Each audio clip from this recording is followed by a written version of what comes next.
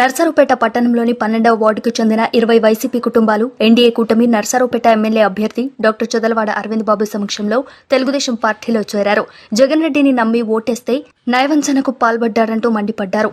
Vote వేసిన పాపానికి ప్రాణాలు తీయడమే పనిగా పెట్టుకున్నాడని అసహనం వ్యక్తం చేశారు. జగన్ రెడ్డి చేసిన దగాకు తలెత్తుకోలేకపోతున్నామని మండిపడ్డారు. అన్యాయం, దగా, దుర్మార్గం అనేవి జగన్ రెడ్డి డిఎన్ఏలోనే ఉన్నాయని డాక్టర్ చదలవాడ అన్నారు. ప్రతి ఒక్కరికి అభివృద్ధి అంటే ఏంటో చూపించేది కూటమి ప్రభుత్వం మాత్రమేనని డాక్టర్ చదలవాడ తెలిపారు. ఈ కార్యక్రమంలో టీడీపీ నాయకులు కపిలవాయి విజయ్ కుమార్, నేలటూరి మురళి, చిన్నపరెడ్డి, సీలు బాబురావు, చల్ల సుబ్బారావు తదితరులు ఉన్నారు.